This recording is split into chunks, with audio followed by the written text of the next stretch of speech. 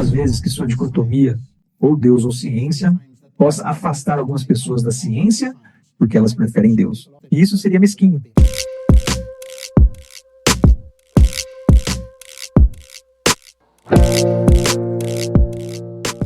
São sim. Enquanto estávamos falando de evolução, eu estava tratando de evolução. Se você quiser passar para falar, Ficarei muito feliz em seguir adiante. Mas a noção de que as coisas, em princípio, vão do simples ao complexo e que elas devem ir assim, me parece ser a sua crença, sua fé. bom, as coisas devem ir do simples ao complexo. Se elas vão do simples ao complexo, precisamos de uma explicação. Sim, a seleção natural é uma explicação para isso. É a explicação no caso da biologia. Então vamos voltar ao nível da origem do universo e da origem da vida. Agora, a vida, como nós dois sabemos, tem um banco de dados digital, ela tem uma linguagem própria, e a única coisa que conhecemos capaz de produzir linguagem é mente. E mesmo assim, você rejeita isso, por definição. Como ateu, você deve rejeitar que haja uma mente por trás dessa linguagem. Eu rejeito. Quando você diz que a única coisa que conhecemos que pode produzir linguagem é a mente, quero dizer, sabemos que quem produz a linguagem humana é a mente. Claro que sabemos, porque isso é linguagem humana. Mas o DNA não é linguagem humana. O DNA é muito sofisticado. É muito sofisticado, mas não se segue que tenha que ter sido gerado por uma mente. Mas não conhecemos nenhuma outra maneira concebível de ele ter sido gerado. Porque me parece, do ponto de vista matemático, acho que você disse isso em outro contexto, lixo entra, lixo sai. Aqui temos esse processador de informação fenomenalmente sofisticado, que é a célula. Eu devo realmente acreditar que essa capacidade de processar informação surgiu simplesmente pelas leis da natureza e processos aleatórios, sem uma mente? Sim. Bom, eu acho isso impossível de acreditar. Eu sei que você acha. Isso se chama argumento da incredulidade pessoal. Mas eu poderia simplesmente inverter isso e dizer: sua posição é o argumento da credulidade pessoal. Racionalidade vem da irracionalidade. A mente vem da matéria.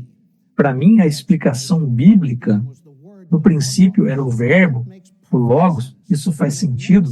E isso dá sentido ao fato de podermos fazer ciência. Mas você não explicou de onde veio o logos em primeiro lugar. Bom, é claro que não, porque o logos não veio de lugar nenhum. Então, em que sentido isso é uma explicação? Porque a noção de que se deve perguntar quem criou o logos, isso mostra que você está pensando em um Deus criado. O ponto central sobre o Deus revelado na Bíblia é que ele não foi criado. Ele é eterno. Ele é o Logos eterno. E eu me pergunto, como inferência, a melhor explicação. O que faz mais sentido? Que há um Logos eterno e que o universo, suas leis, a capacidade de descrição matemática e assim por diante, que essas coisas são derivadas, inclusive a mente humana, do Logos, isso faz muito mais sentido para mim, como cientista, do que pensar que é o contrário, quando não há explicação para a existência do universo. Você simplesmente acredita que o universo é um fato bruto? O universo é um fato bruto mais fácil de aceitar do que um criador consciente. Bom, quem o fez? É você quem insiste em fazer essa pergunta? Não. Você me perguntou quem fez o criador. O universo criou você, Richard. Então quem o fez? Um Deus é uma entidade complexa, que exige uma explicação muito mais sofisticada e difícil do que um universo que é, segundo a física moderna, uma entidade muito simples. É um começo muito simples. Não é um começo insignificante, mas é um começo muito simples. Isso tem que ser mais fácil de explicar do que algo tão complexo quanto um Deus.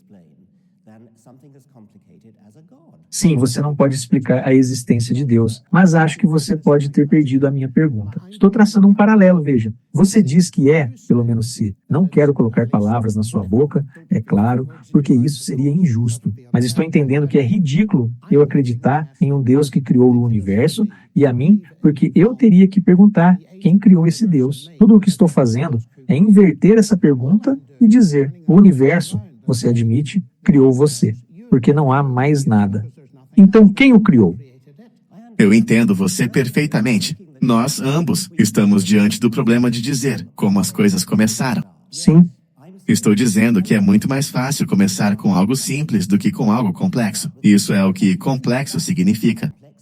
Queria comentar esse argumento do Dawkins da complexidade de Deus, né? O fato dele não poder ser o projetista. Eu trouxe aqui o trecho do livro dele que ele fala o seguinte: quem criou Deus? A maioria das pessoas pensantes descobre por si só. Um Deus projetista não pode ser usado para explicar a complexidade organizada, porque qualquer Deus capaz de projetar qualquer coisa teria que ser complexo o suficiente para exigir o mesmo tipo de explicação para si mesmo. A existência de Deus nos coloca diante de uma regressão infinita, da qual ele não consegue nos ajudar a fugir.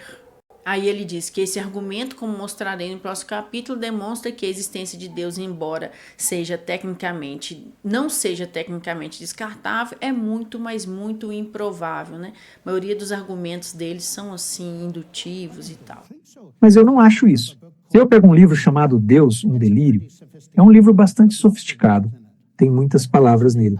Mas, na verdade, quando olho para a página 1, nem preciso ir além da página 1, eu concluo que ele vem de algo mais complexo do que o próprio livro, né? Ou seja, você. Sim, digo, obviamente coisas complexas existem, cérebros existem. Por que eu não posso olhar para o universo, o conjunto completo que inclui o pensamento? Eu vou te dizer por quê. Porque o meu cérebro, que produziu um livro, tem uma explicação por si só. Essa explicação é a evolução. Voltamos e voltamos à origem do universo. Isso fornece uma explicação para cérebros complexos.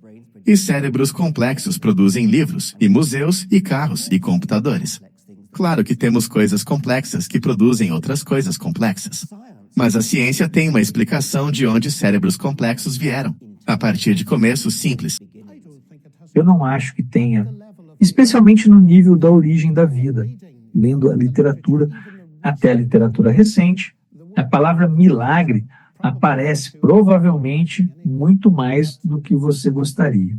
De qualquer forma, estão partindo, digamos, das propriedades de auto-organização de moléculas simples que você tem em algum tipo de situação primordial para as fenomenais potencialidades de auto-organização de macromoléculas. Não há como você chegar lá.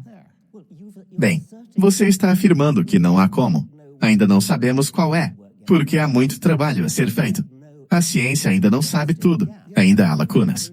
Sim, mas eu não estou descartando o fato de que haja uma estrutura física e tudo mais, mas me parece que o fato de que a descrição básica dessa linguagem antiga, e é uma linguagem muito antiga, do DNA, aponta muito mais arguivelmente para a existência de um logos divino que iniciou tudo, do que para a noção de que ela será exaustivamente explicada em termos puramente naturalistas. Porque eu ainda voltaria ao ponto que mencionei antes, embora eu não queira insistir demais. Esse reducionismo extremo me priva da própria racionalidade que usamos para ter essa discussão. Então, não é que eu esteja apenas muito tentado a acreditar que tudo foi projetado. Eu acredito que tudo foi projetado, mas isso não... E aqui está algo mais que eu gostaria de levantar. Isso não impede a ciência. Temo, às vezes, que sua dicotomia, ou Deus ou ciência, possa afastar algumas pessoas da ciência porque elas preferem Deus. E isso seria mesquinho. Bem, você está pulando de um tópico para outro, mas... Então podemos falar sobre a origem da vida. Podemos falar sobre a ideia de milagres. A ideia de que, de alguma forma, minha abordagem à ciência afasta as pessoas. Mas tudo bem. Vamos com esse último, então. Quando você sente vontade, você introduz mágica sorrateiramente. Você introduz mágica para os milagres da Bíblia. Introduz mágica para a origem da vida. Eu não posso explicar a origem da vida no momento. Digo, ninguém pode. As pessoas estão trabalhando nisso. Mas você acredita que haverá uma solução naturalista? Sim. Acho que é uma saída covarde. Sugerir que só porque ainda não entendemos algo. Então foi mágica que fez. Bem, eu concordaria com isso. Quero dizer, a ideia de Deus das lacunas... Bem, mas é exatamente isso que você está propondo. O Deus das lacunas. Você está apontando para a origem da vida. Está apontando para a origem do DNA e dizendo: ah, bem, tudo bem. Darwin explicou tudo depois da origem da vida, mas ele não explicou a origem da vida. Isso é Deus das lacunas. Acho que o que estou dizendo aqui é que pode haver dois tipos de lacunas, ou seja, há lacunas ruins que a ciência fecha. Mas será que a ciência não pode abrir algumas lacunas? O que quero dizer com isso é o seguinte: sua suposição, pelo que entendo, é que haverá uma explicação naturalista, reducionista e exaustiva de tudo em termos científicos. Eu não acho que isso aconteça. Agora, se há um Deus e se ele criou este universo, e se, como eu acredito, ele é pessoal, então eu esperaria que certas coisas seguissem disso. Uma, que eu veria evidências, não prova, mas evidências no universo de que Deus existe. Sinto que vejo isso na capacidade matemática de descrição do universo, no ajuste fino do universo e assim por diante, e na maravilhosa sofisticação do mundo. Eu esperaria ver vestígios de Deus ali. Também esperaria que talvez houvesse ocasiões em que Deus falasse de maneiras especiais e, portanto, quanto mais tentarmos analisar essas coisas em termos de pura ciência reducionista, ficaria mais difícil e não mais fácil isso se tornaria. Não esperaria que houvesse muitos desses lugares. Acho que a origem da vida pode ser um deles. E certamente, quando chegamos à história mais recente, você mencionou milagres. A coisa que é central para mim é o fato de que o que você chama de trivial, eu considero extremamente significativo, porque está tocando em algo que afeta todo o ser humano, a questão da morte. Agora, se Jesus realmente ressuscitou dos mortos, literalmente como um fato histórico, isso faz uma diferença enorme na nossa visão de mundo. E longe de ser algo pequeno, se isso é Deus falando conosco, então eu quero levar isso extremamente a sério. Por que você acha que isso é tão insignificante? Claro que faz uma diferença enorme se for verdade. Mas você deu um salto repentino de discussões sofisticadas sobre a origem do universo, onde se pode ter uma discussão apropriada sobre se algum tipo de inteligência cósmica pode ter estabelecido as leis da física. E de repente, você pula para um homem que viveu há 2000 anos. Nasceu de uma virgem, ressuscitou dos mortos. Bom, eu só fiz isso porque você mencionou isso primeiro, lá no Isso é começo. mesquinho. Acho isso mesquinho em comparação com a grandeza do universo. I mean, to put my point again, do you really think that the creator of this magnificent edifice of the universe, the expanding universe, the galaxies, he really couldn't think of a better way to get rid of the sins on this one little speck of dust than to have himself tortured